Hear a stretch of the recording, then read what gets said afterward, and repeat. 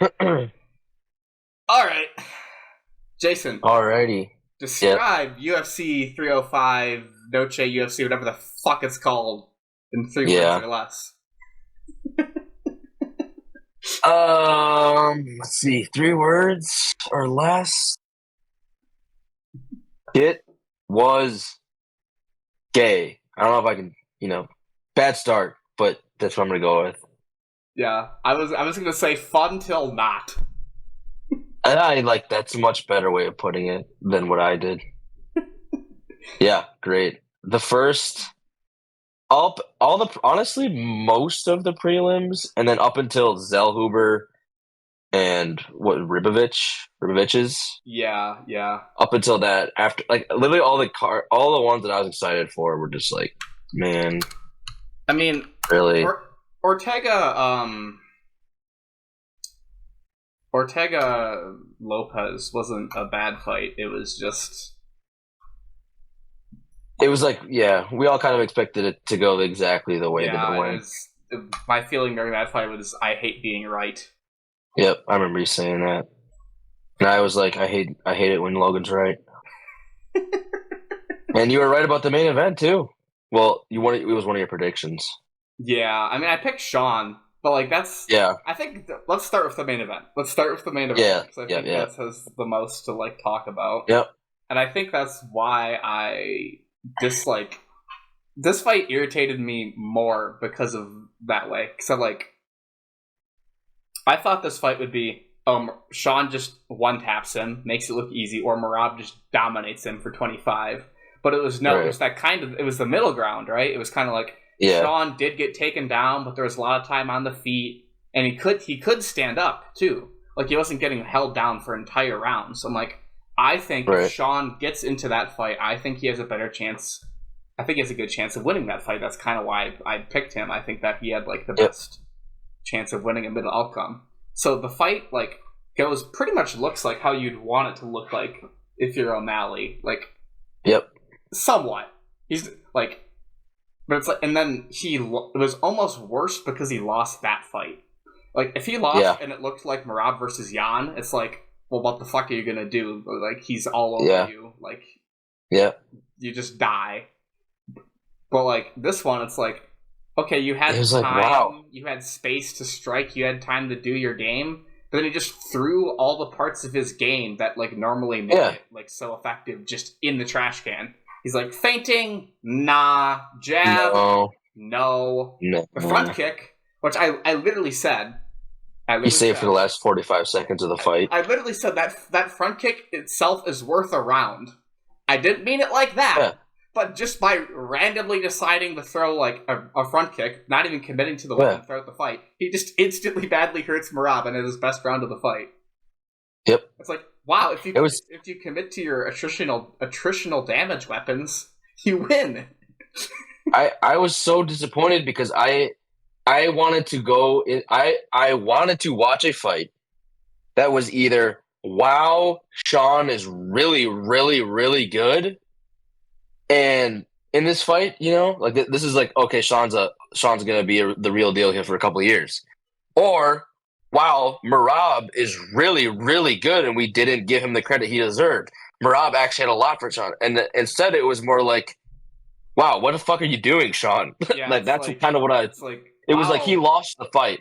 And I feel like Marab won. Well done, Marab. Yeah. Great fight. But like I felt like it was Sean's fight to lose rather than like, Yeah. I feel like Marab had a good I performance. hate saying that, but I wouldn't say it was like, but it wasn't peak Marab. It's not Marab just smothering you, and he's just right. like he was, Yeah. but it wasn't just like, oh my god, his pace is insane. It's kind of just like, oh, he's kind of just controlling Sean, and Sean. We were waiting for Sean O'Malley to throw the 1-2 and just like bonk him the whole time. Yeah, it was more Or that one kick or that one punch where it's like, okay, like this is more like it, Yeah, Sean. It's not like he didn't have opportunities to. Yeah, I don't even think he performed that badly. It's just like, even if he still lost, I just feel like we didn't see like the same Sean that we saw the last two fights. No, absolutely not. I don't know if it was. And I'm really wondering what that is. I don't know if it was mental. I don't know if it was physical. It was probably both, to be honest with you. I think, well, yeah, he might have had it. He's not, I the heard cool thing about Sean, and after the fact, he's getting like has some hip he's getting injury. surgery, yeah. Yeah, which is bad. That this dude's gonna have like the shortest prime ever. He already has like so Yeah. many chronic injuries. Yeah. But I don't know if that was during the fight, before the fight. I don't know how much it affected him. But then like the mental game was it looked bad too. I feel like I'm coping like I'm some giant Sean O'Malley fan, but he actually is cool in the way where he doesn't pull out of fights because he's hurt. Like he would rather fight, you know. Yeah. He went into Aljo like he wasn't even able to wrestle because of I think it was a rib or something like that, and that's cool. So I think and he's always had that. Like I have actually never seen a Sean O'Malley fight where I'm like, where's Sean O'Malley? So Yeah. I feel like that honestly. Like I don't actually ever do this for any fighters. It's hilarious that I'm doing it for Sean O'Malley of all people. I feel But it's the like same way. I wonder how much he was being physically affected by something. I feel the same way. I normally like hate giving fighters like excuses for injuries because everybody's injured. But Yeah. like I don't know. He just felt off, and it might have just been mental too. He just like Yeah. we'd seen O'Malley have lackluster performances, but it was just like he didn't get going and was kind of just happy to not do a lot. This one he was kind of not happy to do a lot, and he just looked like he just didn't look explosive. He was standing tall the whole time, and his whole normal strategy just was thrown out the window. I don't know if that was his coaches like having a bad game plan or just him in the moment, but it's like all the things that like brought him so much success were kind of just like gone. And even when it was so weird. Even when Sean has like a quote unquote lackluster fight where he doesn't do what we kind of expected. Honestly, he really doesn't even. He might have had one of those before this. It's like we see he's still trying and doing his thing. Like it's not like he's lacking in like a mental area. It's like he can't set the shot up. It's like maybe the guy he's fighting, whatever. Like Piotr Jan. It's like we like Piotr Jan, where it's like we see that Sean's he tried to like take down Piotr. He tried Piotr Jan's trip takedown on Piotr Jan. And like, okay, that's something Sean would do, like that's some audacious shit that Sean would do. I didn't see any of that performance. That was a great performance. I'd say the right, and that's what I'm saying. Before Jan, and I wasn't even saying like lack. I didn't mean it as in like a lackless way. It's like he was not like winning the fight at all times, which is honestly usually what happens to him in his older fights when he was coming up. Yeah, it didn't just feel like it just felt like he wasn't able to do anything or wasn't trying to do anything, and I wonder if he was hurt. Yeah, I don't know. I just think his strategy was flawed. Like, I don't know if it became flawed or if it was flawed from the beginning, but it's like he fought like he was like really. He fought like Merab was dominating him. Like Merab was winning all the rounds, but it wasn't like a guy that fought Khabib, where Khabib would take them down, just destroy them on the ground for like 5 minutes. And they're like, oh my god, I'm down. I have to knock this guy out with like every punch I throw or I will lose. It's kind of like, nah, he's kind of just slowly losing a decision. If he picks it up and just does more on the feet, he could win. And instead he just decided, I'm going to cash out on every punch I throw. I'm going to throw all my attritional weapons out the window. And I'm either going to try and like hit him with a big counter, like let him overextend, or I'm going to just overextend myself and try and get him with one punch.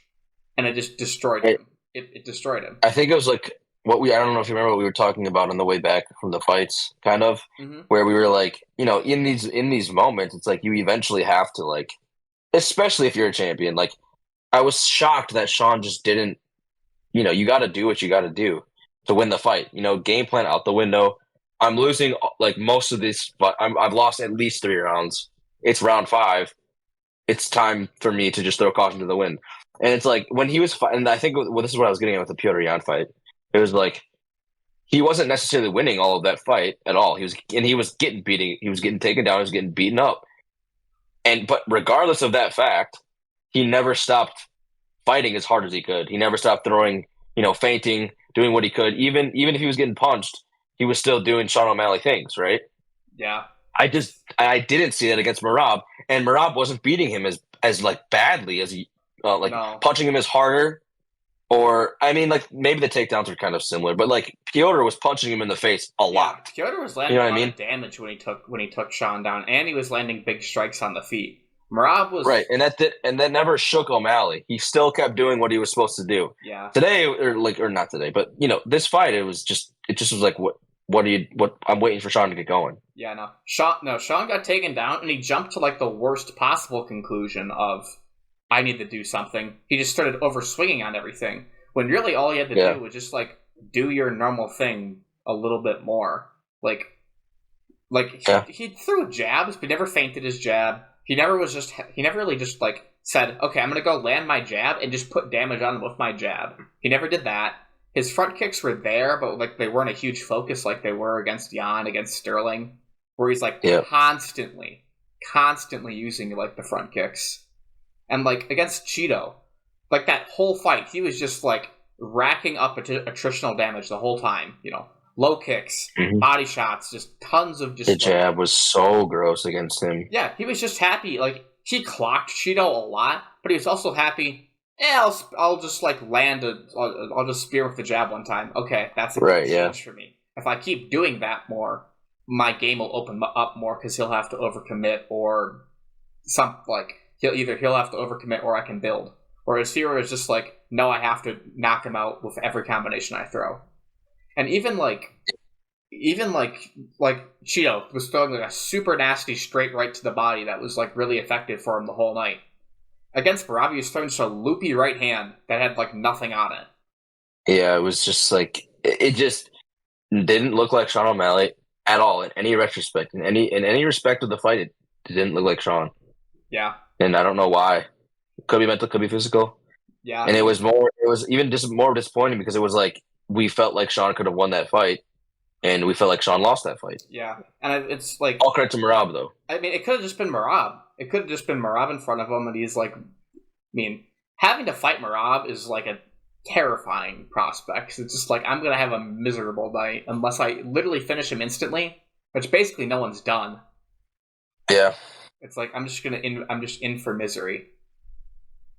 Yeah, and he was moving around a lot, so I'm sure it was nightmare trying to track him down. Yeah, but that's like the thing. Like Marab was pressuring, but it wasn't like suffocating pressure. When Sean wanted to, he could pressure Marab back, but he just kind of didn't really take advantage of it ever. I remember just like Marab like hopping around in a circle for like a minute. Yeah. In like the third or fourth round. Yeah. And that's got to be tiring. But also it's like Sean, and he looked great against Cheeto. Obviously he wasn't on the back foot as much, but I don't even think Sean was that gassed. He won round 5. Like he was tired, but he wasn't like done. Yeah, so it just really makes me think like what was going on with him. I don't know. And I feel bad for Marab too, because like if Sean looked better and Marab had to actually dig like deeper into his bag to win, I think we'd be a lot more impressed if Marab like winning the title. Like if Sean looked better, Marab would have looked better by default, but he didn't have to look better. Yeah. Like no, he basically he didn't. Pretty like outside of taking his foot off the gas in round 5, which was stupid. Yeah. But like outside of that, he did everything he had to win. Yeah. Like it's just like the worst case scenario for watching that fight. Yeah, exactly. It's for like the fans. Basically, it's like if Sean looked better, Marab would just look better by default. Yeah, and that would have been cool. Yeah, but no, I like Marab. Normally, I mean, he has like I wouldn't even say this was a stinker. It was no, but like no. I actually can't. Sorry. He can put on the occasional slow fight or stinker, but he has the potential to be one of the most exciting fighters like ever. Like him versus Jan was like watching that for the first time was enthralling. Because I'm like, how can he fucking do this? This is insane. He's shooting like every 5 fucking seconds. Yeah, and he didn't even have to do that against Sean. No, he didn't. So I was really seriously expecting Sean to like put on some offense and like make Marab. I feel like Sean could afford to make Marab uncomfy and like put him on the back foot and like force a shot. I can't believe like he didn't try that. Yeah. Like how? I don't know. I don't know, man. Crazy sport. Yeah, I mean, it was just I don't know. I wouldn't even say it was disappointing. It was kind of disappointing though. You want to know what was disappointing? Reading the Sean O'Malley fan comments after that, Oh god, like, I haven't read any. What was the cope? dude, it was just like they were just getting mad at Marab for being like a tree hugger. It's like, dude, you guys realize that, like Marab didn't even really have to go to that respect, like the Jan respect to Sean. Like he was standing up with Sean and doing just fine. Yeah, he was doing just fine on the stand up, and he didn't even tree hug O'Malley that bad. He tree hugged No, tree hugged Jose Aldo way worse. yeah, it was like it was like multitudes worse than this. This fight was exciting. He couldn't even take. I thought he couldn't even take Aldo down because he just pushed him into the fence, and yeah, I just held him there. That's on Aldo to escape there, but that was a much more like uninteresting way to win than how he won against O'Malley. Again, obviously we're all like here thinking that Sean should have won on paper at least. I think, but Sean should have let's not forget that better on paper. I don't even know if he would win on paper. I think yeah, and let's not forget that Marab fought. He did everything he needed to do, everything, because Sean just couldn't do what he did. That doesn't make Marab's fault or make Marab a boring fighter. No, like I think the UFC fandom is going down a terrible, terrible path of like eradicating grappling, and it's like, guys, come on, yeah, like seriously. I think a lot of the blame too can be like for the these guys are so boring. He just takes people down and holds them. A lot of the blame can be put on the guys who get taken down for not doing fucking anything interesting. Like if Sean decides to not overswing, sorry, go ahead, go. Like this is a good segue into the co-main too. But in like round 2, right, Sean gets taken down middle of the cage, and he just like plays full guard. Like, yeah, what are you doing? I know. And what's weird is you're a striker against Jan. O'Malley was like had a lot of actually really cool like ideas like off of his back to create scrambles and get up. Like I think like there's one time he grabbed a Kimura grip, but then gave his back. But then by having the Kimura grip, he had like if you give your back and you have the Kimura grip, right, you have the control the far wrist. So then he stood up, but he had the hand already broken, so he just stood up and like turned. I'm like, that was sick. And he was. I remember the one in the last round where he was just like tired. He had split Jan open in the face, and Jan was like grabbing for him, and he had his back on the fence, and Sean, like, I don't know exactly what it's called, but he turned and sweeped like between Jan's legs and rolled out of it. Oh, and it was like Granby. He did a Granby roll. Yeah. Yeah, he was so tired, and like he pulled that off and got back up to his feet. Super awesome. Yeah, great. That was awesome. Yeah, he didn't try any of that against Marab. No. Like his takedown to the defense didn't even look that bad, but and like he stood up a decent bit, but like you played full guard, like really, Sean? Yeah. Like no, I don't. It's not like, and also like the overswinging, like what, like you just didn't set a shot up and you just swung as hard as you could with your right hand, and people are like mad that he got taken down. Like, yeah. How about let's talk about how Sean like forgot how to feint. Yeah, like Sean, you're Sean O'Malley. Why the fuck are you overswinging? Just jab him. It was shocking. Just jab him. You don't even have to overswing to knock people out. Just place your shots. Right. You're also like what? Your reach is like what, 4 inches longer, 5 almost. And he's like just sitting in space, kind of just like throwing some low kicks at you. Like. Also, I will take this time to now say, like, before I forget, Tim Welch has got to shut the fuck up, dude. Oh, he has got to stop yelling at fighters and start teaching Sean how to not overswing and beat a guy that has that's 5'5". Have you heard the comments? Come on, man. About did you hear what he said in the corner before round 5? No, I remember I think I heard what the first one was. What was the last one? In round 5, he said it's almost over to Sean before round 5 started. No. They have that on mic? Yeah, on mic. There's several Sean? There are several people talking about this. Like he said that to Sean. He had to have been injured. I think it's a good shout, but it's still just disgusting.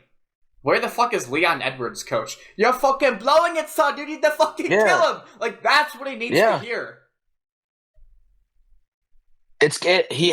So I know that, as much as Tim Welch talks too much, I don't like how he talks shit to other fighters. Like, just focus on your fighter. Let them build the fight.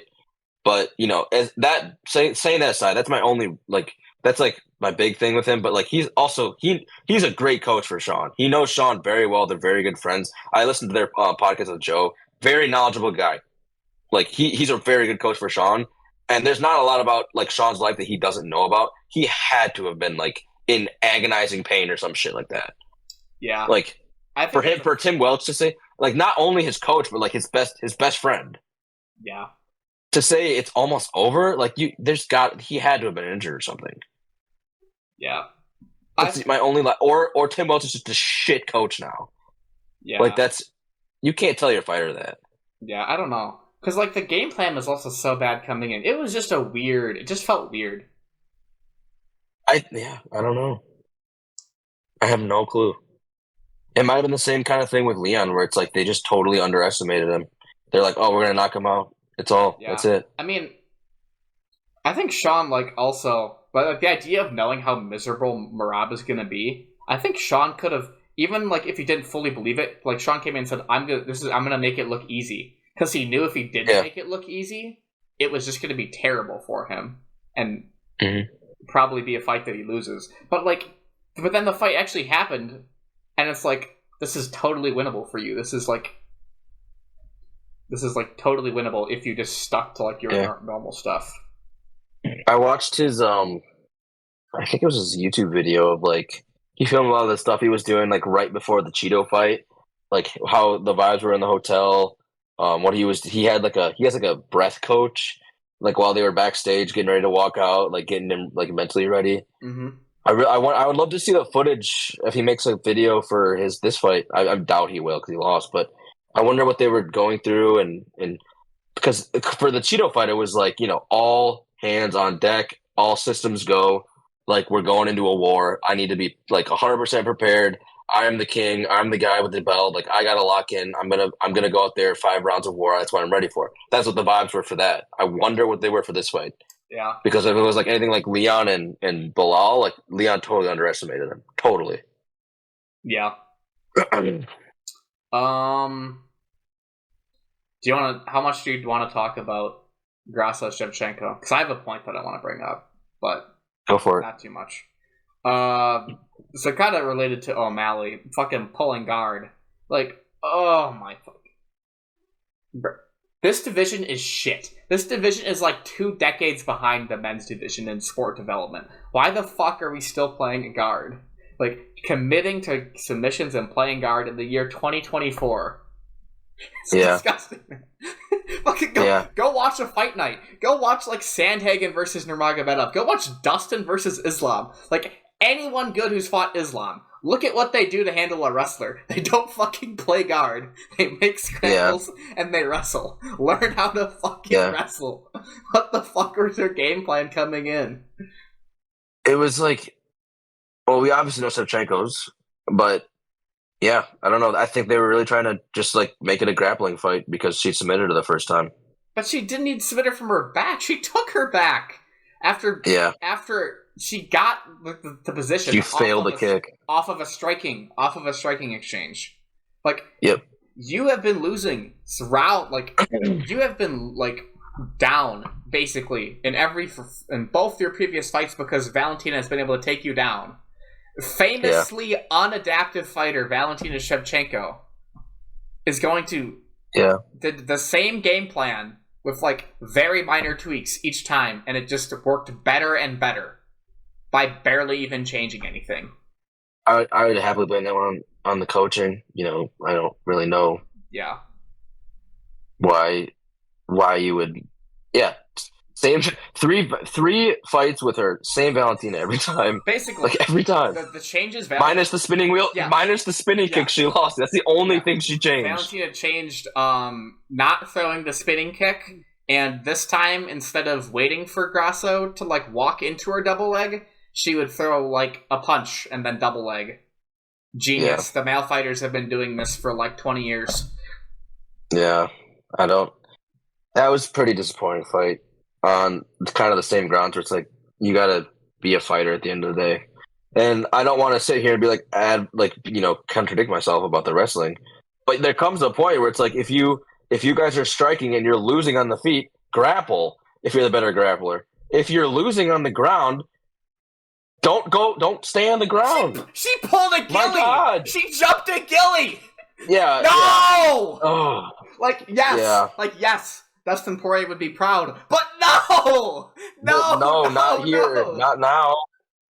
Like you can't, like, and it was like round 5, wasn't it? Round 4 or 5. I think it was round 4. She just jumps a ghillie. The first thing she does is jumps a yeah. Yeah, just, that'll make it better. Genius. I don't know. Genius. Yeah, that was pretty disappointing. If I'm her coaches, I'm sentencing her to watching 17 hours of Jose Aldo and Robert Whittaker takedown defense highlights, and then watching Corey Sandhagen like every single scramble. You gotta make her watch Dustin and Hooker, just like get her infatuated with sickening violence on the feet. No. She's not allowed to do sickening violence on the feet if she can't defend a fucking double leg.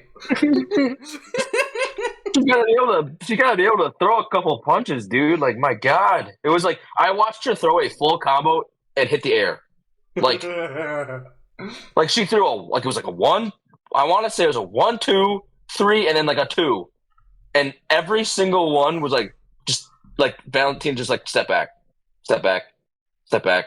and then just like punch her in the face. Yeah. It's like what the fuck? What, like, do you like hit pads or like what? And not only did they all miss, they were just like throwaway punches. Every single one. Like not a single one was a punch that could have done any damage at all. Yeah, I don't know. My hope for this division, I want to see Rose fight for the title in this division because I think she beats Valentina. She's booked, isn't she? I think she is. I don't know. Not to fight the title, but she's booked against Macy Barber again. Macy pulled out. She fought Tracy, and I think she. Let me look. Where would it say where she's booked?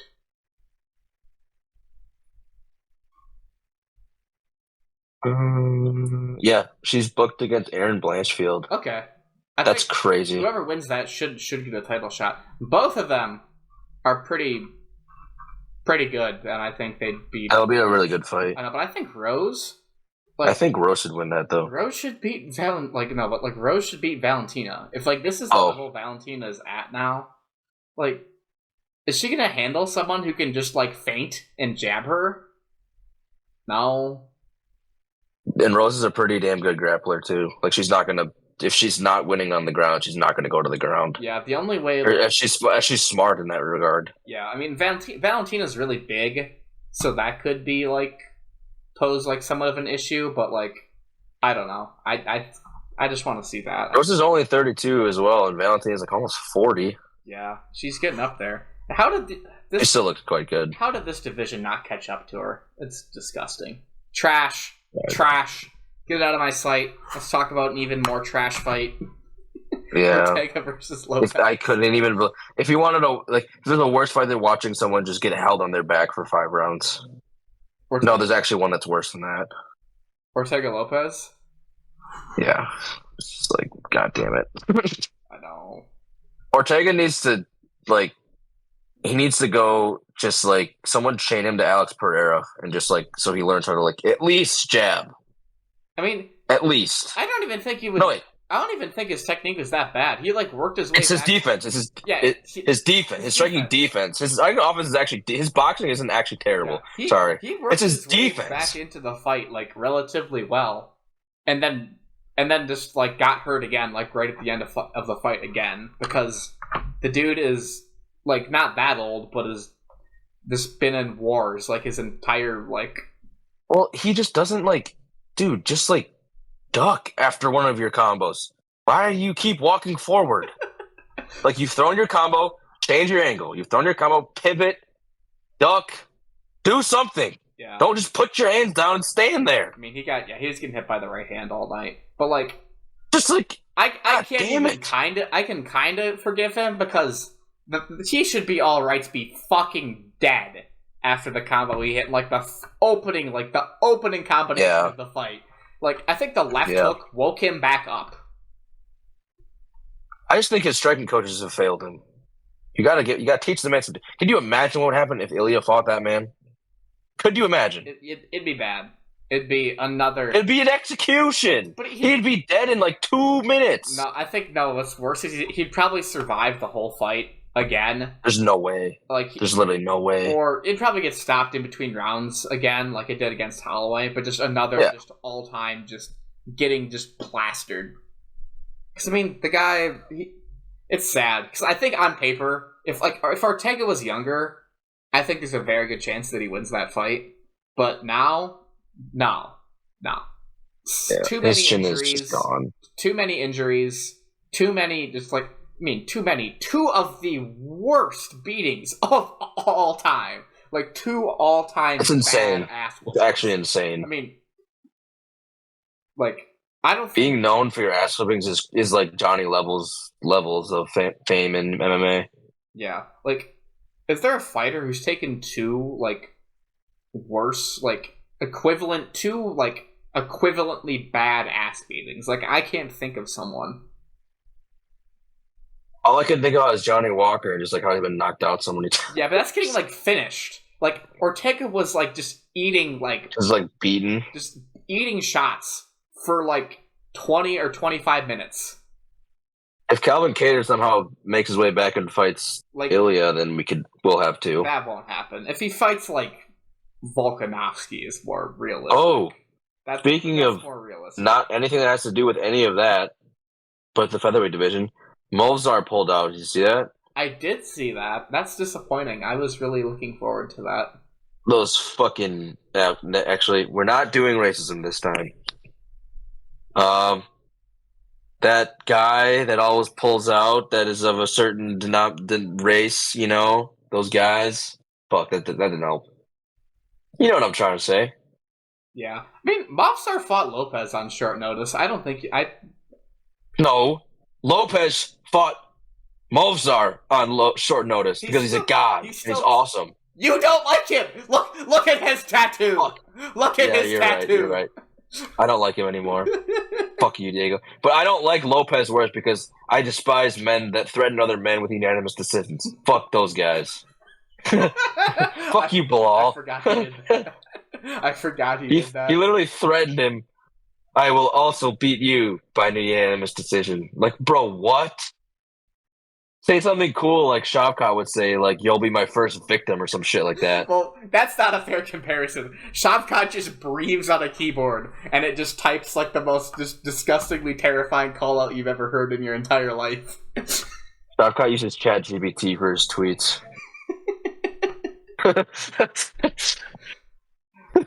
Nah, the spirit of Genghis Khan just possesses him when he. Shavkat is a direct descendant of. Touches Twitter. He's a direct descendant of Mityabek, isn't he? Mityabek. He is. Wait, they fight the cousin of. Do they fight in the same division? No, they do. Mityabek is a lightweight. Oh, okay.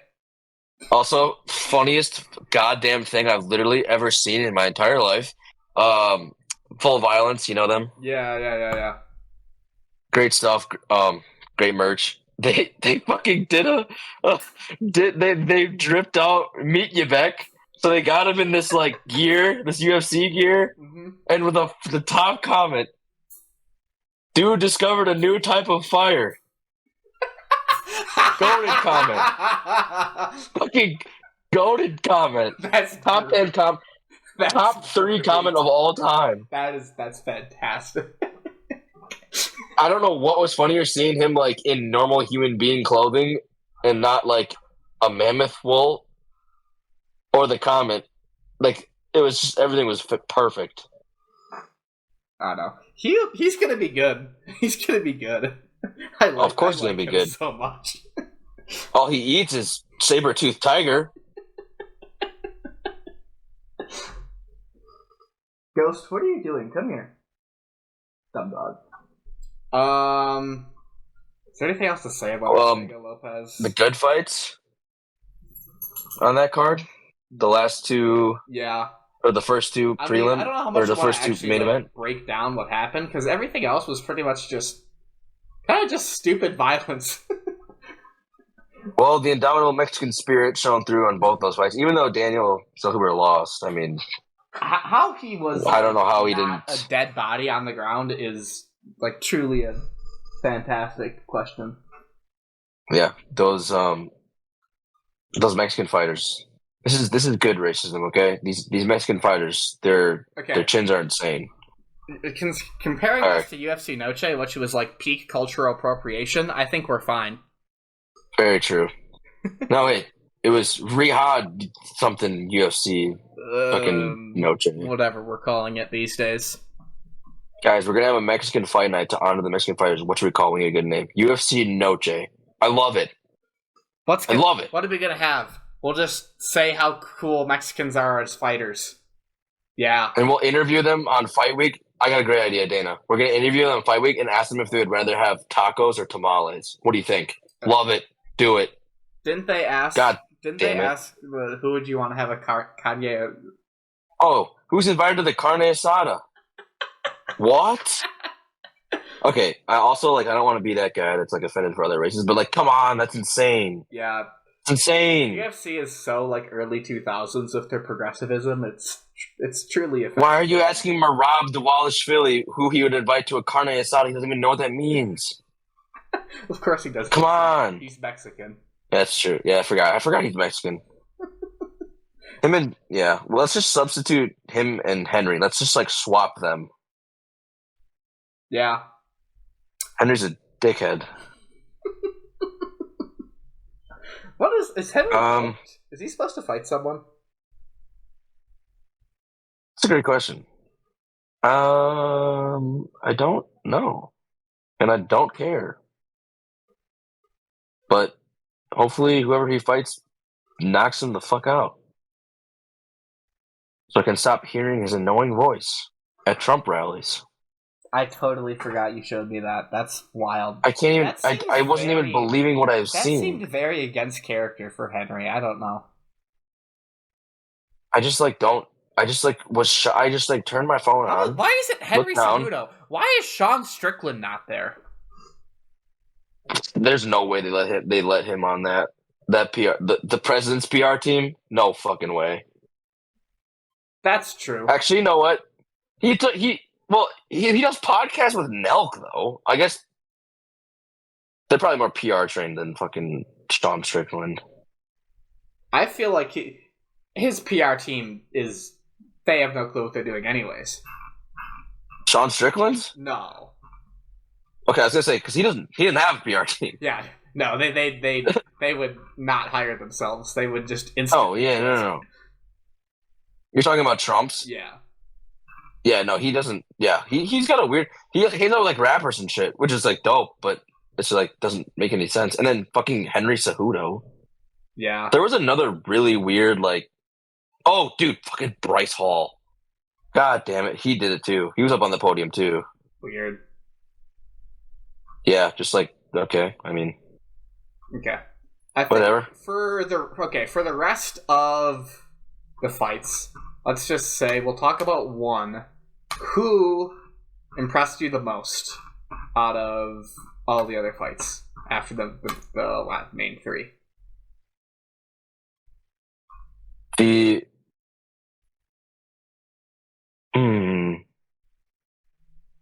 Wait, out of the main three? Outside of the main three. The ones that we have not talked about. Okay. I have I have 4. I won't go into depth, but the people that I was really impressed with was Joshua. Joshua, it says Van. Is it Van? Yeah. Joshua Van. Joshua. I mean, I would say Ignacio, but I mean, he didn't surprise me. I totally expected him to do what he was going to do. I thought he was pretty impressive in how he did it. I honestly was kind of expected it because he's just so fucking good. I had that one picked, and then I was really surprised with. He was the underdog for this fight. That surprised me. Well, we all know how good that the people are that make those odds at anything they do. They're just idiots. Yeah, that's true. He impressed me, and then Ribovich's impressed me, and then Ronaldo Rodriguez really, really impressed me after he got knocked the fuck out in the first round, and then ended up winning the fight. Yeah, I think Ed Zellhuber, fucking, I don't know how he was alive after that. Yeah, I think out of them all, I think Van has the most potential. He was great, wasn't he? Yeah, because he was stayed patient, went to the body. I mean, by all rights, the guy should have been dead by after he hurt him to the body. The fact that I feel like any other fight card too, that fight gets ended. I don't know what it was with this card, but they let shit go. The spirit of Mario Yamasaki was flowing through this one. They just didn't care. Yeah, it was insane. Yeah, there was a couple fights like that. Yeah, but he was great, and the fact that he totally ate up. He didn't. I don't know. Yeah, he totally ate a back fist. Yeah, got really hurt and just went right to his grappling. Yeah. And that guy really was good, huge, really disciplined. Too. That guy massive, was massive, and it was late. And it was late notice. He stepped in. Yeah. I'm impressed. He didn't have a fight camp. I think the thing that just has to improve a little bit for me.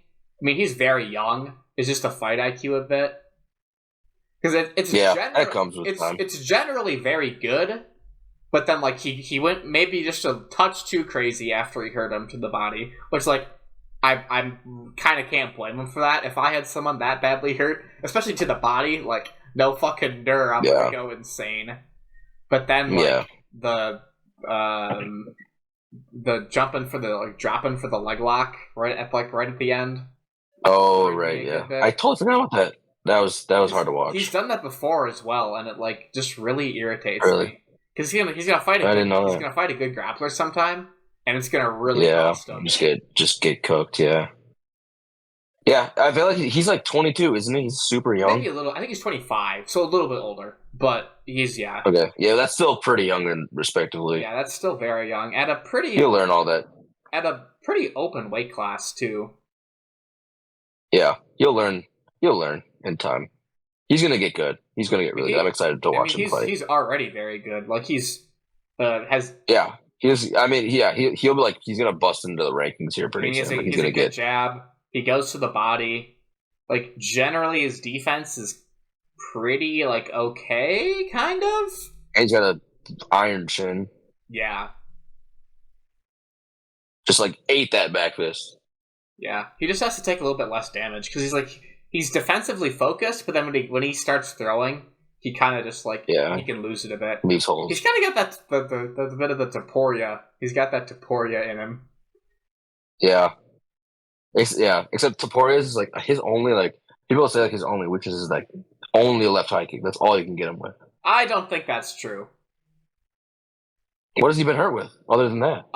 You could definitely hurt him with a left hook. But Taporia also has just an unbelievable chin. He is insanely responsible with putting his hands back up to his head and rolling after everything. Josh Emmett threw some left hooks at him and didn't hit shit. And also that's Josh Emmett, but he traded left hooks with Josh Emmett once, and I got a little worried. But so it's there.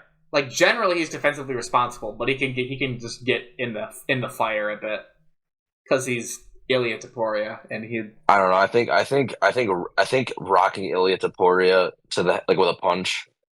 Oh, you've got to be Max Holloway basically. I think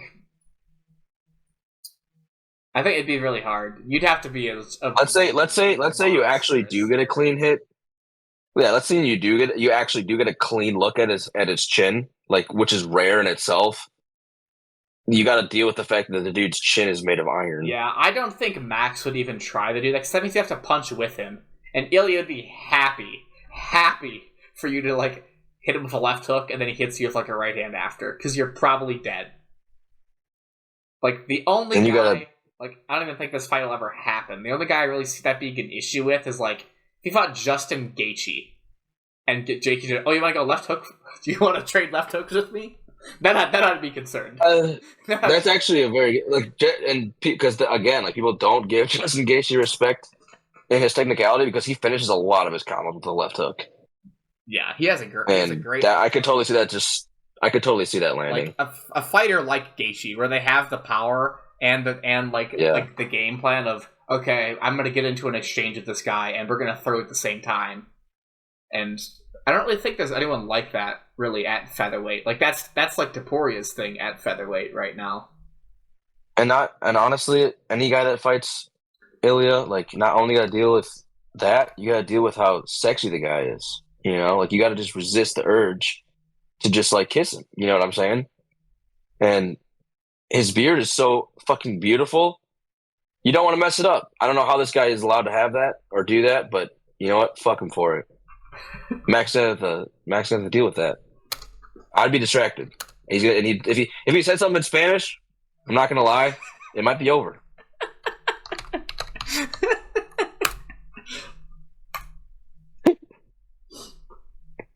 Can you imagine? Can you imagine? He just starts talking in fucking Spanish while you're trying to kill him. Hold up. Like, hold up. I have to send you something. You're like some dude on Instagram was imitated Ilya. Oh my god. Was it nearly as beautiful as it sounds when Ilya says it? It was no. I don't think he said anything. He just like did the Ilya Riz stare. He like looks like him. Oh my god! Can you imagine Ilya at like 5, like honestly, like even like 5, like 9, 5'10"? Wait, how tall is Ilya? 5'7"? 5'6"? Yeah, he's pretty short. Can you imagine if he had like 3 more like height inches? I don't know why I specified that.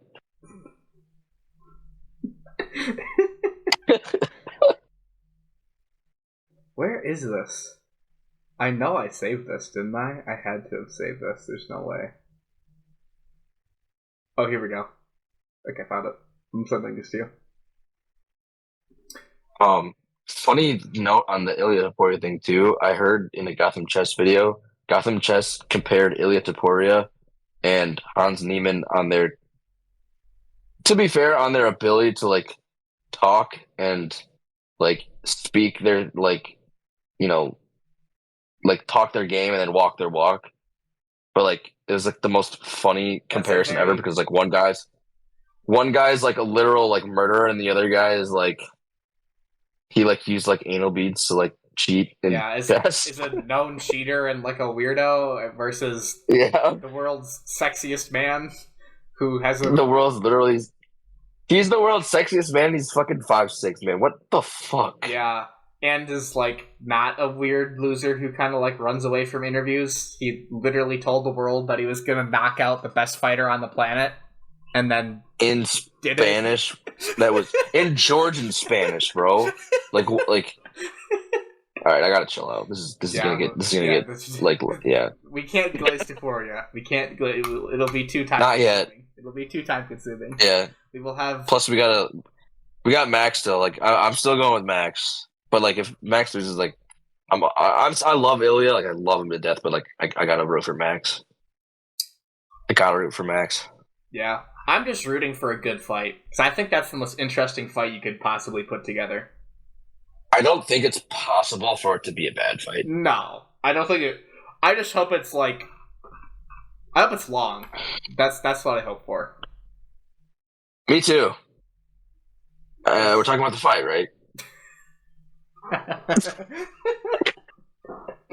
No, because like right, yeah, right. But like like Gaethje Poirier too. It's like looking like it's gonna be an all-time war. It's kind of sad. And then just like wow, cool knockout, but wow, we missed like 4 rounds. We got blue balled. Yeah, it's like this could have been 4 more rounds of Gaethje Poirier, and it just ended like instantly. I will not lie though. If Max puts out Ilya, I'm gonna be eternally just pissed at Max for losing to Volkanovski 3 times. Well, that'd be insane. That'd be insane. He would outlast. Yeah, He literally outlasted the entire prime of like a top 10 all-time fighter to regain the belt. That would actually be insane. But honestly, it would be even more insane if Ilya finishes. No, actually, I don't know what would be more insane. That would be pretty fucking insane. I think Max winning is more insane because I think if Max gets knocked out, that would be very close. That'd be very close. But Max knocked out though, like if he loses, that's whatever. But if he gets like knocked out, that'd be huge. That division is you. If you're in that division, man, you get the fuck out. You gain some weight or you lose some weight. Like, yeah, you do not stay in that division and you let him just run through the fucking the rest of the guys that are dumb enough to stay. I saw someone like they're talking like about Lopez. And it's like, okay, who does Lopez fight now? He fights Volkanovski, Holloway, or Holloway. That was you and me. We're like.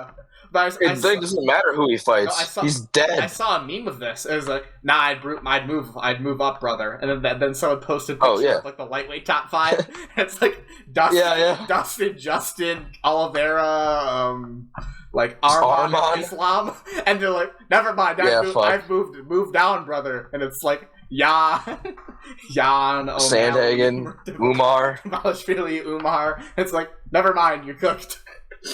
Honestly, I'm going down. I think I'm going down to bantamweight. There's no way in hell Diego Lopez could make bantamweight. But if you. Oh no, I was just saying, like if I was in that division, I would rather go down than up. Yeah, I'd be chopping my arm off to try and move down, which is insane because bantamweight is like a stupid goated division. Yeah. What's the best division in the sport right now? Middleweight. No. No. It's actually hard. I would honestly say featherweight. I mean, or it's bantamweight. It's obviously 135, 145, or 155, but I don't know what's like the best right now. So I feel like 135 is the deepest, like men's or women's flyweight. Like 135 probably has championship tier fighters through like the 8th rank.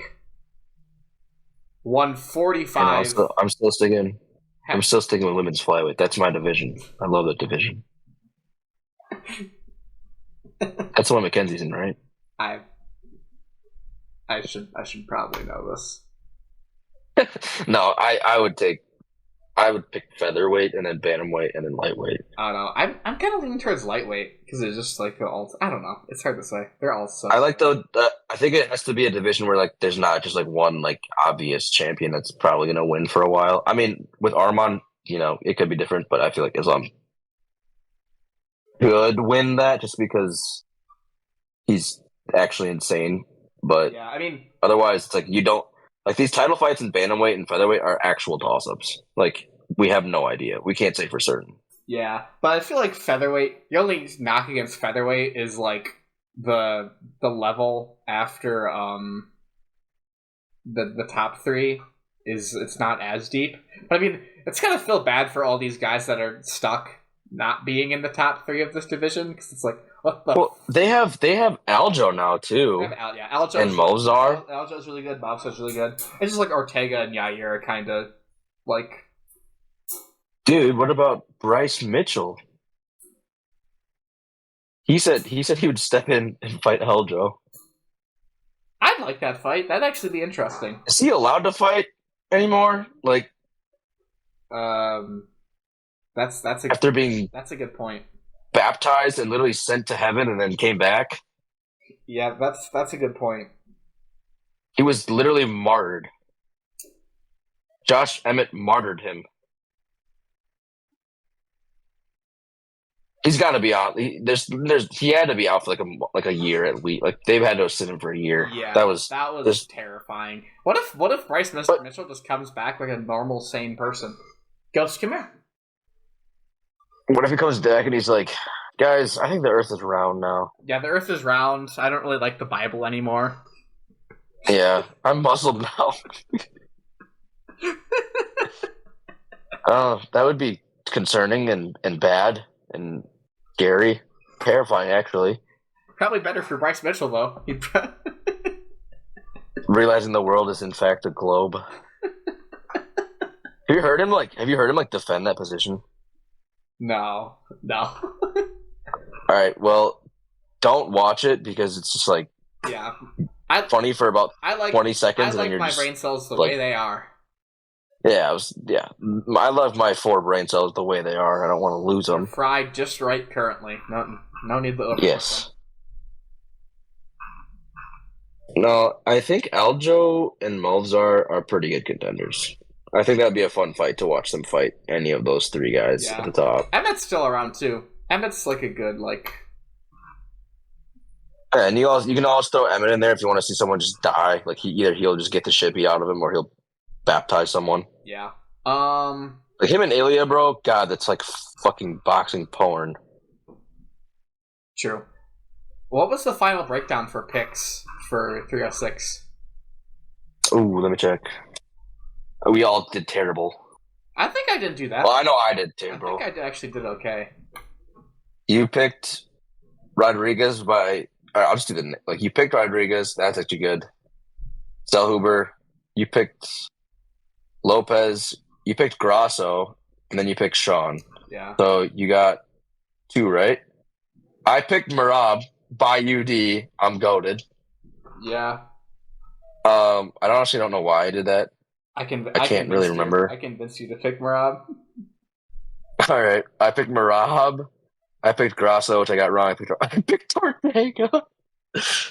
I think I convinced you to doing that. That was kind of facetious, though. Oh, no. I picked Ortega because I got pissed off at Diego Lopez's fucking tattoo. Yeah. I don't even count that. And then you picked Lopez. You were on the... You knew. The secret was out. Yeah. We all knew. that was the lock of the night for all of us. Yeah. I picked Zellhuber and I picked Rodriguez, so I also got 2. Okay. And then Carson picked Sean. He picked Grasso, Lopez. He picked Ribovich, and then he picked Rodriguez. So Carson actually did the best out. He got all but 1. He got 3. He got 3. That's not bad. We should have picked Valentina. That was. I think it was just because I'm sexually attracted to Alexa Grasso more. Nah, I think it's just because she's like Valentina. Just I don't know. I literally think it's because I'm sexually attracted to Alexa Grasso more. For you, yes. I don't know why I really felt so convinced that Grasso was gonna win. Yeah, I don't know. I don't know. She just found ways to win moments of both the she'd hurt Valentina the last 2 times they fought, and then she dropped her she bonked her. She did twice. When was the last time you saw? She just stopped. She just stopped winning moments at all. Well, should we talk about the one that's coming up? Yeah, I think talk about Saint Denis,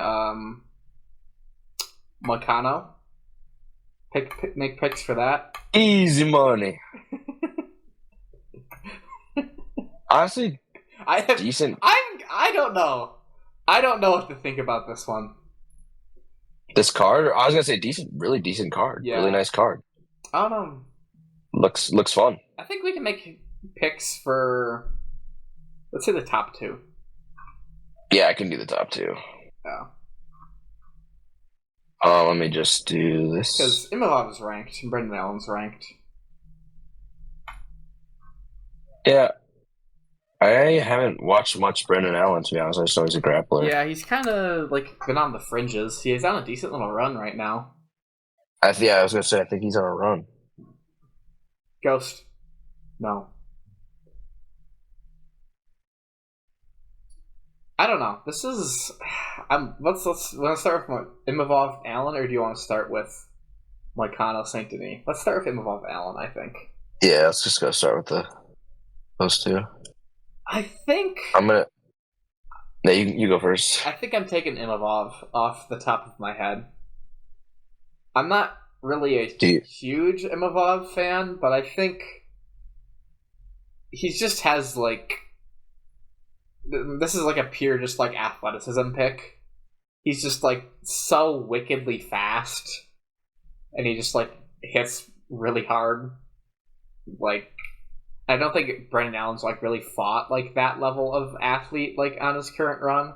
So I think Imavov just has a lot more like insulation in his like ability to win. What do you think it's gonna be by? I'll say KO. Imavov gets it done by KO pretty consistently. All right, and the main. The main? God, this is. I want to hear what you think about the co-main first, though. I'm going Imavov by unanimous decision. Yeah. I honestly don't know that much. I can't really say much, but I feel like Brendan Allen, he's, wait, what the? He's 28. Imavov's 29. Like, they're both young guys. It's like a good, like, actual, like, good, like, contenders fight, which rarely happens in the UFC where they put, like, two, like, young contenders together. Yeah. So honestly, like, I think that because I can't remember, but I feel like Imavov is a decent, like, he's more of he's a stand-up fighter, but he's a decent grappler. Yeah. So he can handle himself. Whereas I don't think Brendan Allen is like known for his striking. No. So like my like initial inclination is that Imavov is like very decent on both ends, whereas Brendan Allen is going to have to rely on his grappling to win. And maybe that, and honestly, a lot of times we see grapplers win fights like that, but I think that Imavov will win this fight because I think he'll keep it up on the feet and just beat him up. Yeah, I mean, that's my guess. I just think total guess. I think Imavov is like a young guy that'll probably hover around the top 5, whereas this is like the run of Brendan Allen's career. Like, I'm just not as high on Brendan Allen because Brendan Allen has beaten Paul Craig and Chris Curtis, whereas Imavov just beat Jared Cannonier and whoever. What's Roman Dolidze, I think.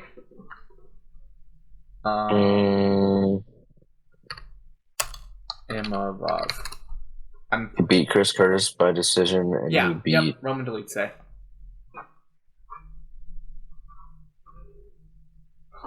Excuse me. And I think Dolidze. I think Cannonier is easily a much better fighter than Brendan Allen's ever beaten, and Dolidze is at least a somewhat decent like comp for Brendan Allen. Yeah. So I just think Imavov just has a massive speed and just has a big speed advantage, and I think that's just going to be. And Brendan Allen's kind of not super fast, and I think that's going to just make grappling just really hard for him, like trying to close distance. That's my thought. Ghost, come here. Imavov, Sean Strickland. Yeah, Sean beat him. I don't remember that. It was terrible. Don't watch it. Okay. It's a Sean Strickland fight. That's all you need to know. Dude, Sean's goated. What are you talking about? Does this man have had an interesting fight in his career ever? Dricus, that fight was fucking sick. Not really, but sure. That was awesome. I honestly don't understand. I don't understand. It's not a great, technically not a good strike, not a good fight, but fuck, it was fun to watch. It's fun to watch because it was for a belt. No, it's fun to watch because they're both like Dricus was. It was fun to watch like Sean actually have to like run away from someone, and it's fun to watch because Dricus is just fun to watch.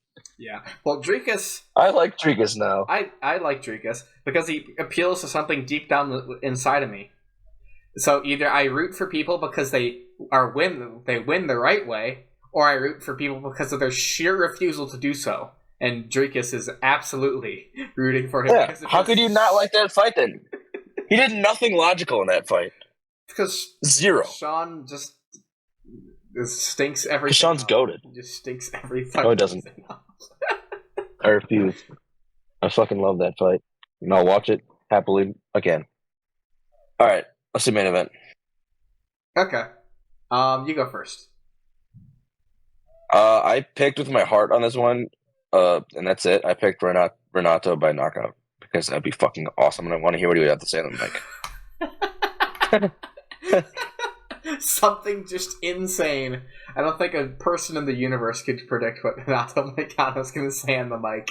Didn't last time he... My brain... What? Sorry. I don't know if it was last time out, but one time out he just like trying to talk about what he's going to do to his wife when he got home. Like this man... Bro, he said that he literally said his dad just had another kid at the age of like 62, and he's like, that means I need to have another kid, so I'm gonna have another kid. So he's gonna have a kid and then also have a sibling at the same time. That makes sense. That doesn't make any sense. That makes sense. Somehow, in Hanato's brain, it does. In Renato land. in the universe of Renato Money Moicano, that makes sense. My brain kind of tells me Benoit will win, but I'm picking with my heart, purely with my heart on this one. I'm trying to look at. It has. Well, to be fair, there's not many fighters in the universe that are like Benoit Saint Denis. Who's Moicano fought that's like remotely similar to Benoit Saint Denis? Also, like, how did Benoit Saint Denis land a Dustin Poirier fight? Can someone explain? Like, I still can't wrap my mind around that. Who did Dustin Poirier disrespect at the fight at 12th ranked lightweight?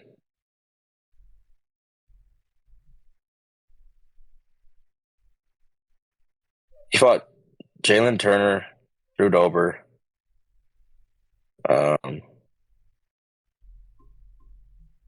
He's supposed to fight Arman. Riddell. I'm sorry about Renato. I don't think that one's easy money. Benoit. Yeah. This is a hard one for me because it's like I could absolutely see Benoit just like completely over fucking whelming him. But then again, I can also see Moicano just like taking his back by Saint Denis just being an insane person. Actually, know what? Nope. I figured out my pick. I have figured out my pick. Renato Moicano fought Rafael dos Anjos and got taken down a lot. Who is also a southpaw who shoots double legs on the fence. So I'm going to pick Benoit Saint Denis by double leg on the fence. UD? Oh god. Is it it's a fire. I forgot it's a main event. Yeah, I'm gonna go. I think by decision. Yeah, I think by decision. I think there's a good chance they'll be really close or a split decision though. So I feel like if this fight's boring, something is wrong with the fucking world. This fight should not be boring at all. No. Because like Renato is insane, and Benoit fights like an insane person. So it just mixes well. They both have really decent grappling and decent power. Should be fun. Yeah, I think Benoit's definitely more the grappler. Moicano's probably. But Renato not terrible. Moicano's he's actually a really good grappler, but I think he's more of a principled striker. A little bit more. Good power. It'll be fun. Yeah, for sure. I just want to see how Moicano reacts, because if Benoit comes out and fights like he did against Poirier, I just want seeing how anyone reacts to like that type of pressure is just it's always just entertaining to watch. I think like why did he fight Dustin, dude? I guess in hindsight, we can say that now, but like, man, that's crazy that even happened. People thought Dustin was washed. Apparently, they gotta put some respect on his name, man. Dustin probably also like got offered the name and saw. I feel like jumping 100 gillies. Sure, I'll take this fight. Oh, he's French? I'm going to guillotine him. That'd be hilarious. Oh, this guy's French. It's a hate crime, right? Like, right? Yeah, it was. It was. Even if I had some minor heart attacks during the fight, that was a hate crime. I remember just like screaming in the B-dubs. Yeah. What are you doing? Yeah. But I was like, Dustin, what are you doing? But also, there's like no way you don't win this fight because this dude is going to gas. Just being an insane person. Yeah. I'm watching it right now. He just gets up like so easily every time. Pretty like he did get up like for like minus when he jumped and got mounted, like he pretty much got up pretty quickly each time. Yeah. And pretty much as soon as the second round started, he was just instantly tagging him. Benoit is huge, man, too. Yeah, but Mike Connell's also... He made Dustin look small. Yeah, Renato's pretty big. Renato's also pretty big. Yeah, making Dustin look small is difficult. It's crazy. Yeah. Yeah, you could just see like the levels on the feet.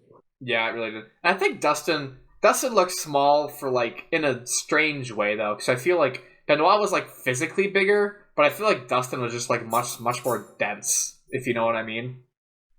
Dustin did not respect any of the power that Benoit was like throwing at him. Like he didn't give a fuck. No. He didn't respect it at all. No care for it.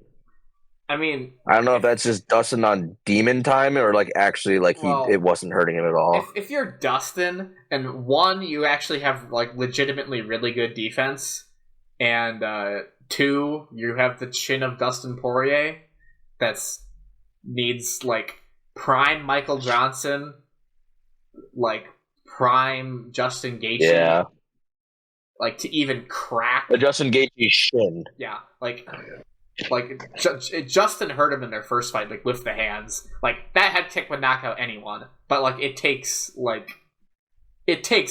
a massive puncher to even like hurt you, and then most of the time you're still fine. If I'm Dustin, I really don't fucking care. Yeah, like when Dustin or he's such a fucking dope fighter. I'm gonna miss him so much. Yeah, I think he says he might want the Justin trilogy, which I feel like would be if they both retire on that. I think no, don't speak that into existence. I'd be so happy while I'm jumping off a cliff into the ocean because the UFC is dumb for me. Yeah, no, that lightweight. Well, as long as Oliveira is still there, I'll be okay. Yeah, but I will be sad. I won't be around too much longer after them though either. Don't say that. Don't make me think suicidal things. They're getting old, man. It's sad. We don't need to think about that right now. Yeah. Because Dustin Oliveira is fighting Michael Chandler, and he gets a free W. How awesome is that? Okay, what if he loses though? Why the fuck would you say that? Like, why? Why would you say that? Why would you say something so silly? So not true at all, ever, in any universe. Yeah. But, like, just what would you do if it happened? No. Well, no, we're not talking about this. Because there would be nothing. I would be nothing. I would be... Hold up, what card is that? I'd be, what card is that? It's the John Jones Stipe card. Is that 3-0? The silly goober heavyweight fight card. Okay. That fight has less... Okay. Whew. I thought that was on, like, 308, which could have been a really bad night. That could have been a really bad night if things just went poorly. What's 308? Topuria, Like- Holloway, Whitaker, Chimaev, or some Oh. other person. No, they can't. That's too much money. That's too much money on one card. Yeah, but like, if Oliveira, Whitaker, and honestly, whoever loses the main event loses, I think it would just be devastating on my psyche. I think the only way for me to be like sad about Ilya and Holloway is if Max gets knocked out. It's like, I feel like if Max if like Holloway gets like flatlined, Whitaker loses to Chimaev, and then if like Oliveira gets smoked by Chandler, I think I'd just leave and say this sport's shit. There's literally no way Chandler wins a fight anymore, right? In the lightweight division. Like, he's 36, 38. I mean, he's still athletic, so he beats stupid people, probably. He's 38 years of age. He's 38. You know what? Props to Conor for ruining his career. That was a pretty baller move by Conor McGregor. I'll give him that one. And he is athletic. I'll give him that. But dude, the dude's got a fight IQ of like a walnut. Like, I'm not trying to like be mean, but like, dude, he has a terrible like. How do you? He gets knocked out by Charles Oliveira, submitted by Dustin Poirier, and then loses a unanimous decision to Justin Gaethje. That's three of the most improbable outcomes of any fight ever. Like, that takes almost like talent to do that. Yeah, that took some skill. He's also only beaten like one actual contender ever. Dan Hooker, right? Dan Hooker. That's it. When was that? Like 2020. Does he beat Dan Hooker right now? No. Yeah. Like, I feel like he doesn't even beat Dan Hooker right now. No, I was surprised. I picked Hooker to win that fight the first time. I don't know. If he beats Charles Oliveira, I probably won't watch UFC ever again. Yeah, that'd be pretty devastating, I think, for I'd have to take a break. I'd have to do some life consideration. Do some thinking, you know?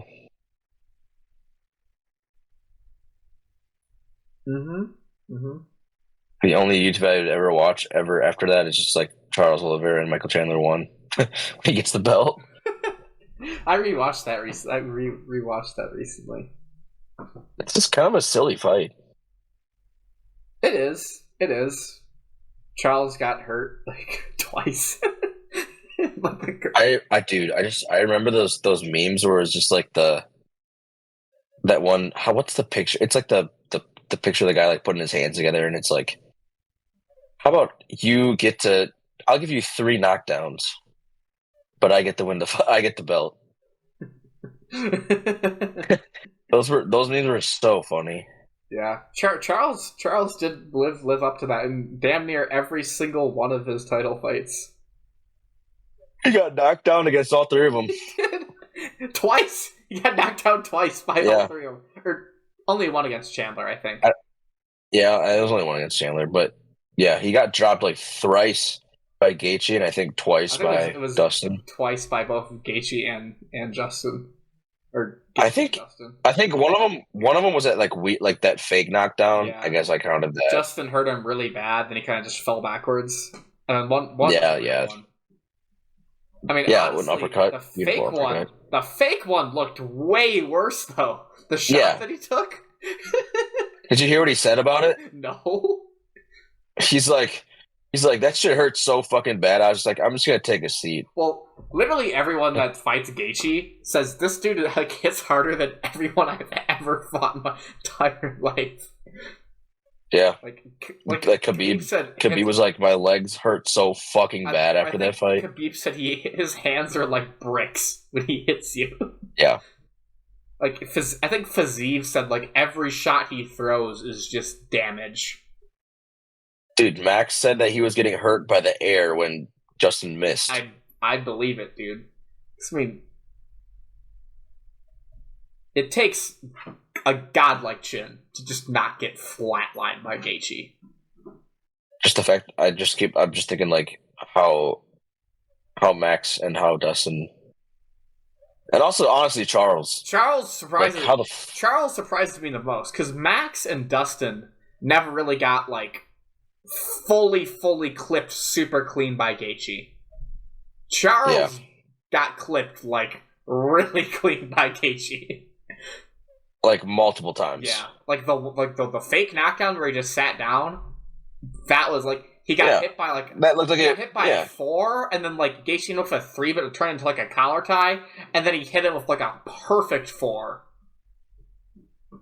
Jesus. Yeah, no, it was just like he literally said he's like, I'm just gonna sit down because that hurt so fucking bad. I'm just gonna sit down. Yeah, I mean, even if I would not be surprised if that was in like actual knockdown too, because your legs should be gone after eating a shot like that. It's Charles, man. He's literally the best fighter of all time. Don't get ahead of yourself. He is. The knockdown, can we talk about the knockdown in that? He literally just sent Justin Gaethje flying across an octagon. Who does that to Justin Gaethje besides Max Holloway? Dustin. Oh yeah. Well, dude, I mean, okay. I'm gonna say this. It took Dustin like what 35 punches to put him down. It took Charles a 1. Charles bonked him and he was on the ground. I don't think Dustin knocked him down. I think he just made him chicken dance across the octagon, and then he finally he wasn't even like he was like, just severely concussed, but he wasn't even out. Yeah, I think Charles bonked his shit. I don't think Charles bonked the fuck out of him. I don't think Justin saw the one that Charles hit him with like at all. No, it's like a viper strike. It was just like off of a block, I think. Well, he couldn't from his right hand, just threw it. The clinch was just a massive issue for him because he was like pulling away from the clinch, and he just got caught standing straight up with the right hand. Charles is literally goated. That's why I beat Dustin. Fuck you. That would be an excellent rematch. Yeah, I think any of those guys, literally any of the top, any Justin Gaethje or Justin, Dustin, Charles, or Arman, any of those. Honestly, just the 3 of them. Yeah. Any of those fights are going to be great. Arman just needs to fight for the belt. I would rather see him in Islam. Yeah. Yeah, because Arman, I like Arman, but he'd just take down Gaethje and Dustin, and I don't want to see that. Yeah. As much as like, wow, he's so good. But I fucking hate you because you're beating. Yeah. But you're beating like the guys. It's like the guys that got me into the sport. Yeah. Like Islam. Yeah. Fuck you, Islam. You fuck. you extremely talented fuck. Who are you gonna root for between him and Arman? I'm not gonna watch. Yes, you are. I'm not gonna watch. Because no matter who wins, they have to fight Charles, and they're gonna lose. I'm also dead and broken inside. Yeah, I know. And have severe depression. I might actually be happy to. I think Islam. I honestly. I might actually be happy. I don't think Islam be able to actually root for Islam for once. I don't see how Islam doesn't win that fight. I think he's just like in his god tier phase. Like he's already better than Khabib. Lightweight wise, respectively, I think. I absolutely agree with you. Yeah, I just don't see even Arman beating him. No, I think it'll take Arman another to come back a 3rd time to like beat him. Yeah, I think Arman would have to, unless he shows just like a serious like jump. Do you want to know how I think Arman would win? Obviously, you're not going to out-grapple Islam. I think he would win by just having really good takedown defense, which he does, and then just beating up Islam on the feet. And I don't think Arman will be afraid of being taken down because he's actually decent on the ground. I think the fight will be mostly on the feet, but Islam's been has been so good on the feet like his past couple fights. I think the reason for that though is because he fights guys that are terrified of him, are terrified of getting taken down. Yeah, but I think him and Arman are pretty similar, like striking wise, like level. But I think Islam is just a little bit more disciplined. It'll be interesting to see him fight a guy that isn't afraid of being taken down. I think we will see Islam get punched a lot more. It's Islam though. He's still gonna try to take him down, which even if he's not really like afraid of getting taken down, just you have to react to it. You just can't let Islam. I feel like Arman's good enough to do that though. In their first fight, he still got taken. Pretty good, wasn't he? Yeah, but he still got taken down, and you just can't give Islam easy grappling exchanges. But I don't think I understand what you're saying, but I think that the fear of being taken down takes away from your own striking. And that's what I was talking about, just striking. Yeah, he'll probably get taken down. It's fucking Islam Makhachev, right? But I think that it will complement Arman well to not be afraid of having to go to his grappling, because Arman's so good at grappling and he's not afraid. We've already heard him say he wants Islam again because he knows that he thinks he's as good as Islam grappling wise. So I think that will make it a fun stand-up match when they're on the feet. I agree. Yeah, I think he'll be much less affected by having to worry about Islam's takedown. Correct. That's what I was saying. He still has to worry about it because it's fucking Islam Makhachev. You have to worry about Islam taking you down, but it won't be as bad as Dustin having to worry. I don't think it'll affect his striking at all. It affected Dustin's striking in the beginning of the fight. I think the entire fight it affected Dustin's striking, where it will affect his striking a lot less for sure. I think a little bit of round 4 and round 5 he was more. Yeah. He was getting into his rhythm, and then he just got fucking leg sweeped. Probably the coolest takedown of all time. Fuck you, Islam. Fuck you, Islam. God damn it. I know all of it. I know. You're my face was my eyes were just why, and my mouth was like, there's no fucking way. I was probably speechless for a half an hour, just bro, it had to end like that. Literally, Dustin. You had to stun on him like that. Dustin was fighting literally probably his my favorite. That'll be my favorite Dustin performance ever. Probably the fight of his life. Yeah. And Islam is just still he's still too good. Dustin's literally fighting a perfect fight, and Islam's just is no. It's the coolest fucking takedown I've ever seen. In round 5, and finishes him with also one. Don't worry, Charles is gonna come back and flying triangle him. Also, it's gonna be awesome. One of the nastiest submissions I've ever seen. On top of it, man, fuck Islam. These two guys. Now I'm rooting for Arman. Fuck Islam. we just need to see Islam just being confused again before the Arman fight, and then we'll root for him.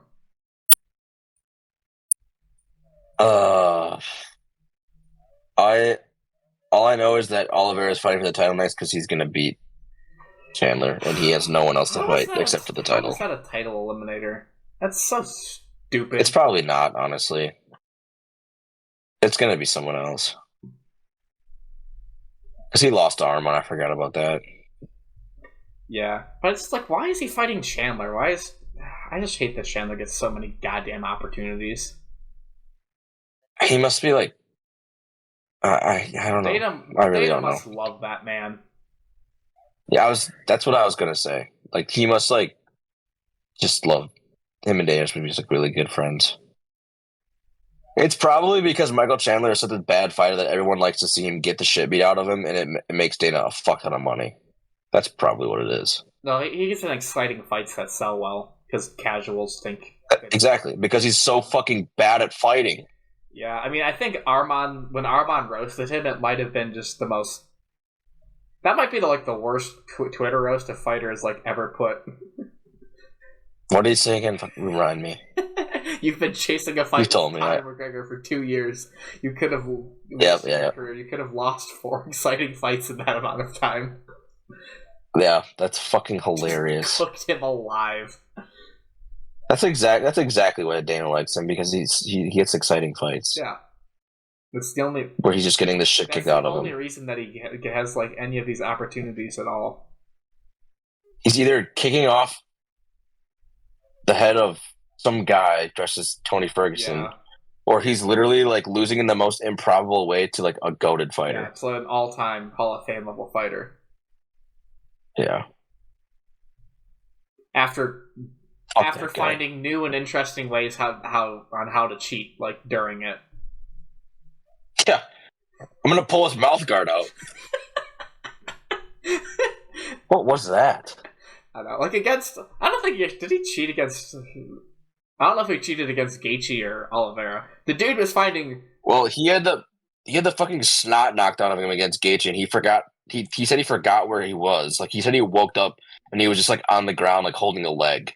Like he was there. Like after like the last half of that fight, he was just not there. I don't think he had the opportunity to do it against Oliveira. Yeah. Oliveira.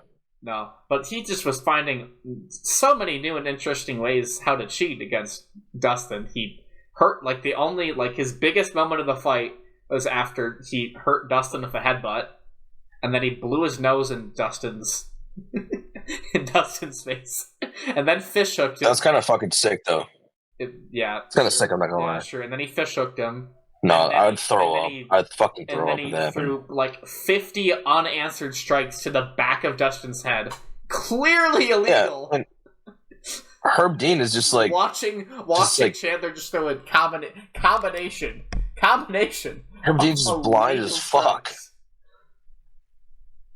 Yeah, it's just fucking I love how Dustin at the end of the fight where they're talking, like he realizes how fucked up it was. He's like, "You literally stuck your fucking fingers in my mouth." Like that's what he sounds like. Pissed. He was pissed. I would be too. Like he's like, "You just made that so much worse than it had to be." Because it's like, because he had been you stuck your fucking fingers in my mouth. A triangle, and then he blew his fucking nose in Dustin's face, so he like lost the triangle. Like no fucking shit. You're like trying to defend a rear naked choke, and like there's just like fingers getting stuck in your mouth. Yeah, like ripping his face back with the fingers in the mouth. You're trying to stand up. Yeah, it's like and the dude just says, "Oh, back of the head," just fucking bashes you like 100 times. I'm so happy that he beat him. He told Chandler, he's like this. He's like, at the end of the day, this is my house.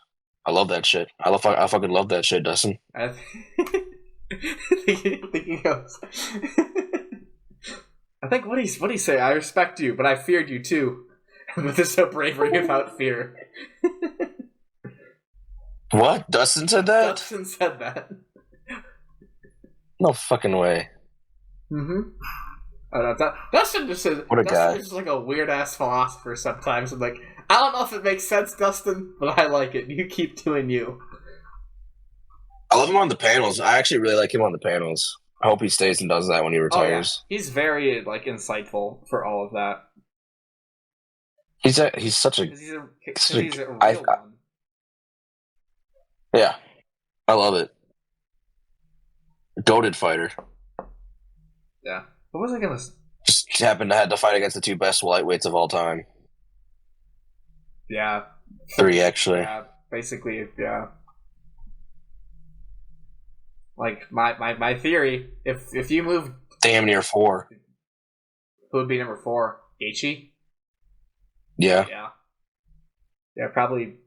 I don't know if Gaethje's there. He's close though. No, he. I was just speaking. I mean, Gaethje's really fucking good. We need beat him.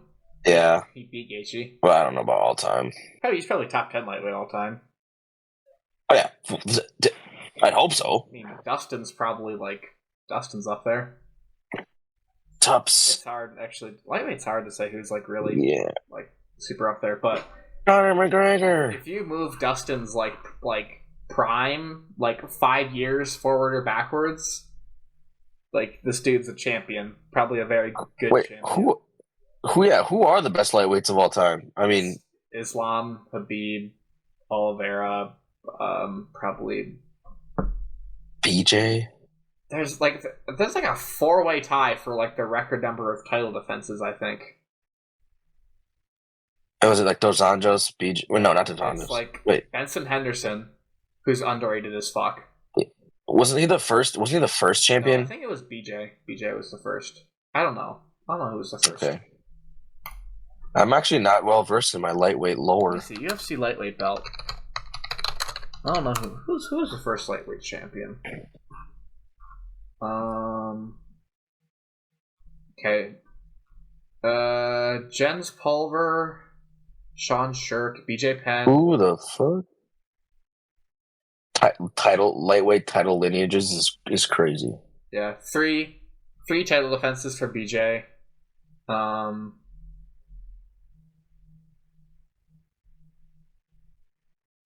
then 3 for Benson Henderson. What are you on? That's on UFC.com actually, but okay, that's what I'm on. You're just reading through it quick. Very, very briefly. Basically, no one even has a defense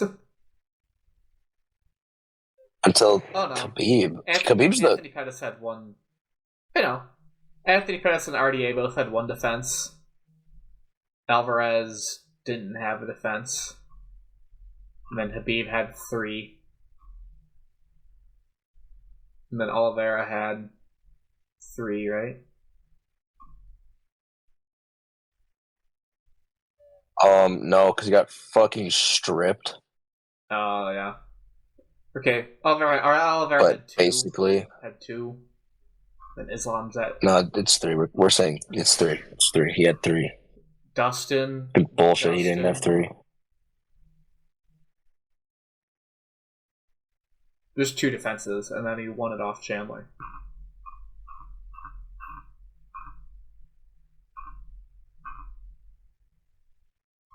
Right? Wait, Chandler? Oliveira won the belt off by beating Chandler. Yeah, he got... Yeah, I was... And then he had 2 like, defenses. Scared sick for a second. No, they fought for a vacant title, yeah. So he won it. Yeah. Yeah. He won it from Chandler, then he beat Dustin, then he beat Justin, but Justin didn't count. I count it. Because UFC is stupid. But I think it's Islam, then probably Khabib, then either BJ or Benson Henderson.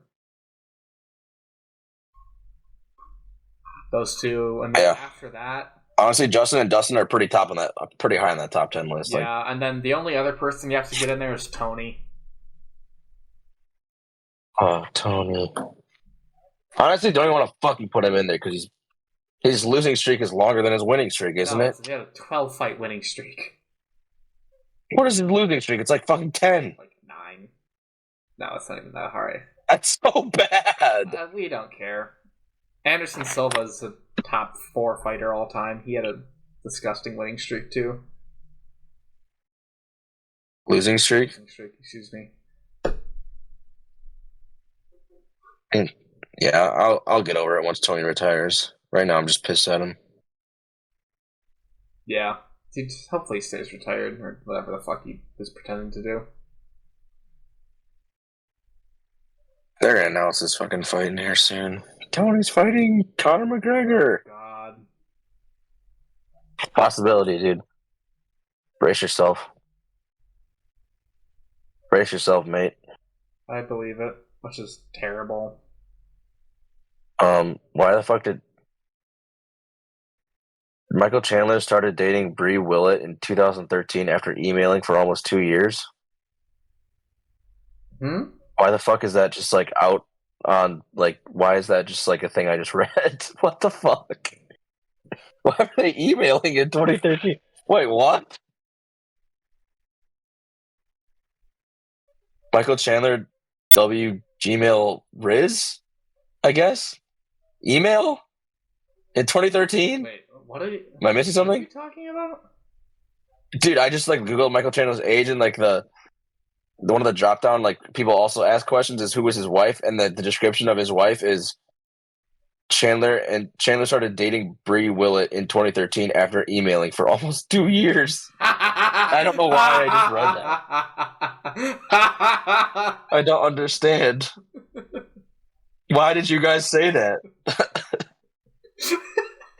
I believe it. What? I I'm so confused. I absolutely believe it. That is the most Michael Chandler thing Michael Chandler could do.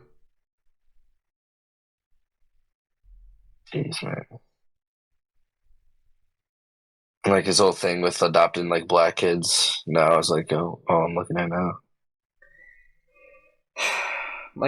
Good for Michael Chandler. Chandler is indeed Michael. Is indeed Michael Chandler. All right, well, I'm getting tired. Yeah, I should go to bed too. We covered a lot. We covered a lot of stuff. Much less R-rated content. Yeah, that's good. Hopefully we can get Carson on next time. So we have a little. Yeah, that silly boy. Is it still a little while before we get the next pay-per-view? No, it's October 5th. Okay, so we'll have to do it before. It's like 2 weeks. Before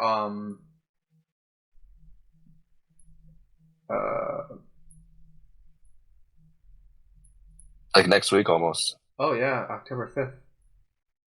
We have to do it next week. Yeah, okay, yeah, I'll have to do it next week for preview that and recap Makana versus Saint Denis, which I feel like should be interesting. And maybe if we have time, we can finally get to doing the GOAT list. Yeah.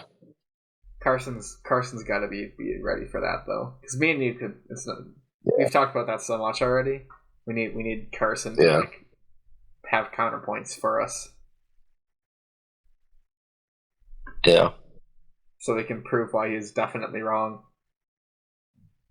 Yep. Poor Carson.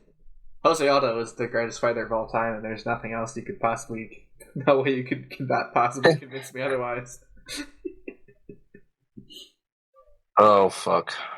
And then Charles fights on the John Jones silly goober card. Yeah. Wonder who Tom Aspinall is going to be fighting. Yeah, literally. just put. I wonder. Tom Aspinall out there in a Stipe suit. I wonder how fast. I wonder if he's going to finish it under a round. This Taporia card is actually goated. I just looked at the other fights under it. Yeah, I mean it's really good. And actually, the Pereira card is actually good too if you include the prelims, and hopefully Aljo gets someone. So yeah, Caitlin Vieira, Kayla Harrison is not the main card, or they just move Thompson Buckley up.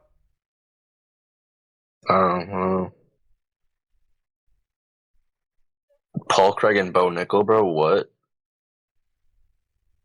What?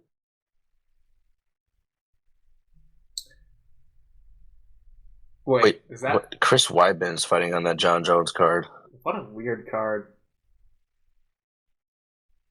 Also, Anthony Smith and Dominic Reyes is booked on 309 and 310. I did see that. That's very good news. So hopefully my boy can begin the win there. And that's not Anthony Smith. I love Anthony Smith. He's like one of my most favorite fighters of all time. Remember when he said that he would go toe to toe with Alex Pereira? Yeah, love that guy. He did think that in his brain. Love that man. Yeah, Dominic Reyes, you have one job. All right, I gotta get out of here. All right, me too. That's a wrap. Sweet. Yep.